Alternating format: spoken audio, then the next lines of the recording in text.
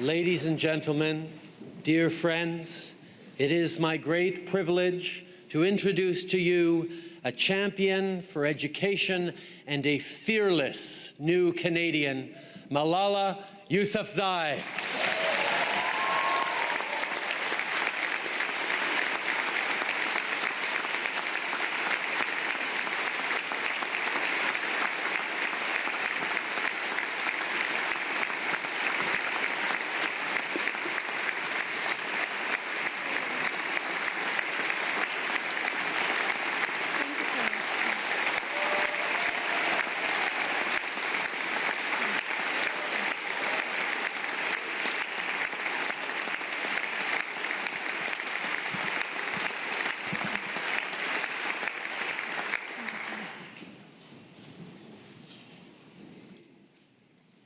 Bismillahirrahmanirrahim. In the name of God, the most merciful, the most beneficent. Good afternoon, bonjour, assalamu alaikum, bakhair raghdai. Mr. Prime Minister, Madam Trudeau, Sophie, Mr. Speaker, members of the House, members of the Senate, distinguished guests, my parents, Ziauddin and Torpikai,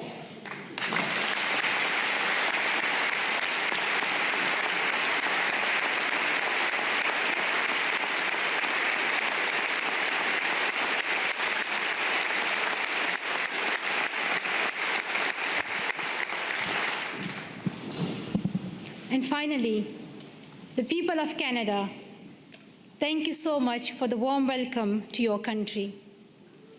This is my first trip to Canada, but not my first attempt. On the 22nd of October, 2014, my father and I landed at the Toronto airport, excited for a first visit to your wonderful country. Soon we learned that a man had attacked Parliament Hill, killing a Canadian soldier, wounding others, and threatening leaders and civil servants in the building where I stand today. Canadian security officials and professionals advised us to reschedule. With sorrow in our hearts, we headed back to England, promising to return to Canada one day. The man who attacked Parliament Hill called himself a Muslim, but he did not share my faith. He did not share the faith of 1.5 billion Muslims living in peace around the world.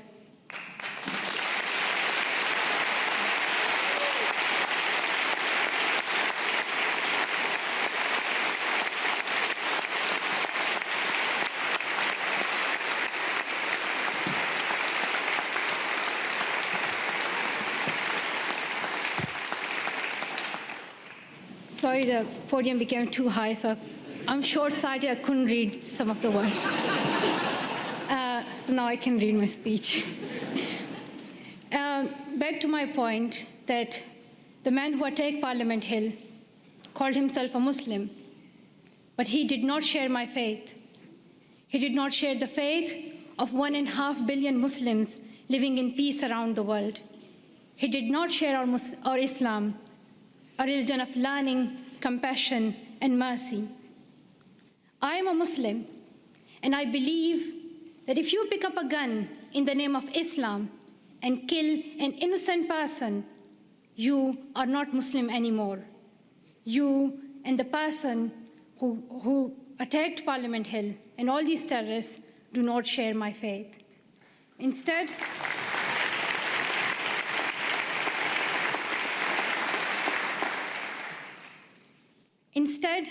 he shared the hatred of the man who attacked Quebec City Mosque in January, killing 6 people while they were at prayer. The same hatred as the man who killed civilians and police officers in London 3 weeks ago. The same hatred as the men who killed 132 school children in Pakistan Army Public School in Peshawar. The same hatred as the man who shot me and my 2 school friends. These men have tried to divide us and destroy our democracies, our freedom of religion, our right to go to school. But we and you refuse to be divided. Canadians, wherever you are born, however you worship, stand together. And nothing proves this more than your commitment to refugees. Around the world, we have heard about Canada's heroes. We heard about the members of the First United Church here in Ottawa, who sponsored newlyweds Amina and Ibrahim. A few months later, the family had their first child, a little girl named Maria. The church decided to raise more money to bring Abraham's brother and family to Canada, so Maria could grow up with her cousins. We heard about Jorge Salazar in Vancouver, who came to Canada as a child refugee, fleeing violence in Colombia. As a young adult, he's working with today's children, immigrants, and refugees, helping them adopt with the new culture and country. And I'm very proud to announce that Farah Muhammad, a refugee who fled Uganda and came to Canada as a child, is Malala Fund's new CEO, a Canadian who will now lead the fight for girls' education around the world.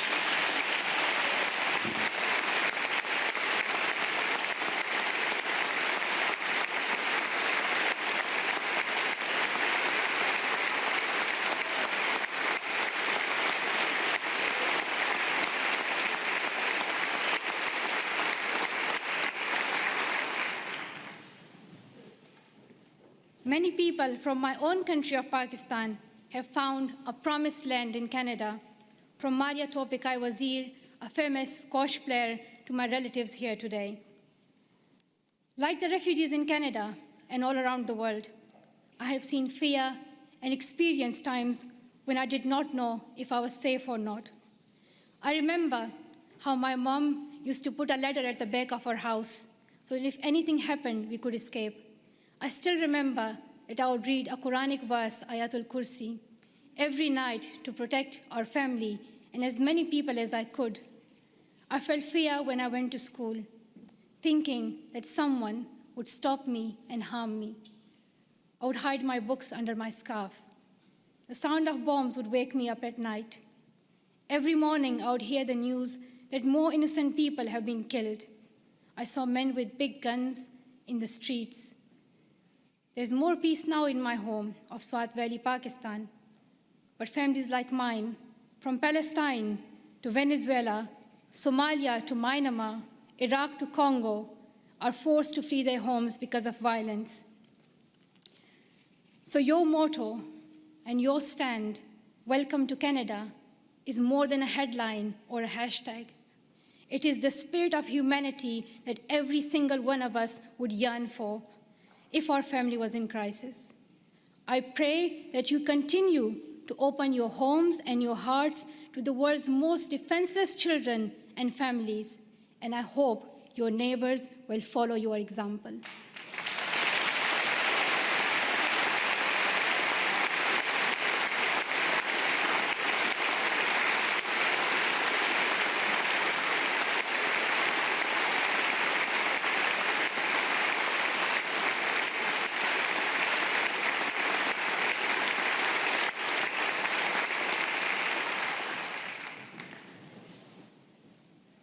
I'm humbled to accept honorary citizenship of your country. While I will always be a proud Pashtun and a proud citizen of Pakistan, I'm grateful to be an honorary member of your nation of heroes, though I still require a visa. But that's another discussion.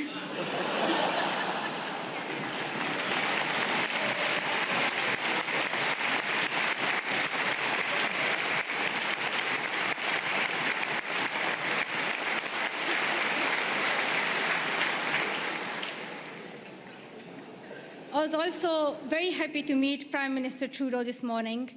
I am amazed by his embrace of refugees, his commitment to appointing Canada's first gender-balanced cabinet, and his dedication to keeping women and girls at the center of your development strategy. We have heard so much about Prime Minister Trudeau, but one thing has surprised me.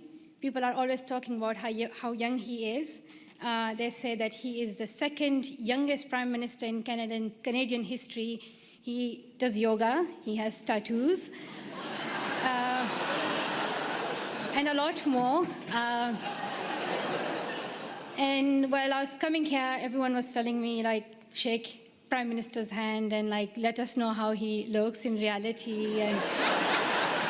And people were just so excited about meeting Trudeau. I don't think anyone cared about the Canadian honorary citizenship. While it may be true that Prime Minister Trudeau is young and he is young head of government, I would like to tell something to the children of Canada, that you don't have to be as old as the very young Prime Minister Trudeau to be a leader.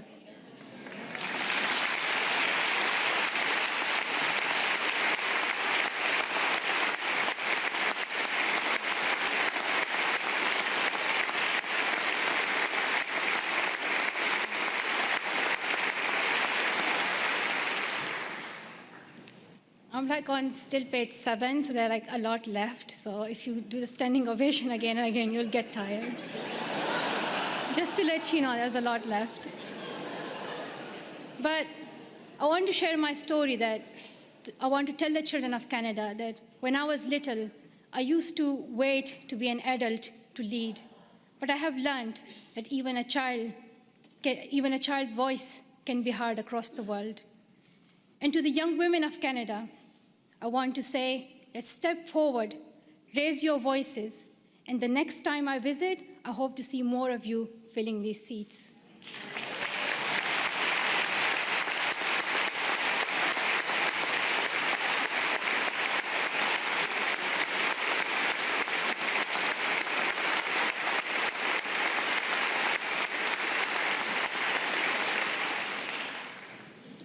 And to the men of Canada, be proud feminists and help women get equal opportunities as men.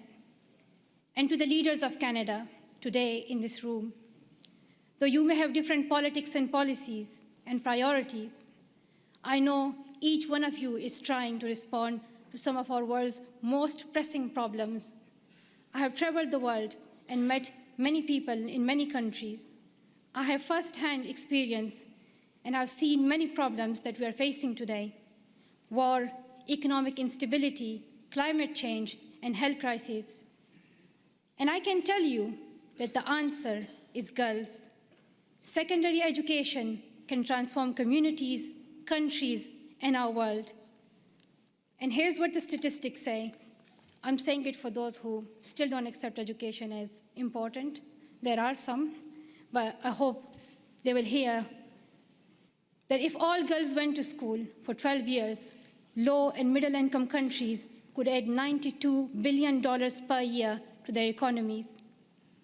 Educated girls are less likely to marry young and contract HIV, and more likely to have healthy and educated children. The Brookings Institution called secondary education for girls as the most cost-effective and best investment against climate change. When a country gives all its children secondary education, they cut their risk of war in half. Education is vital for the security of the world because extremism grows alongside inequality. In places where people feel they have no opportunity, no voice, no hope.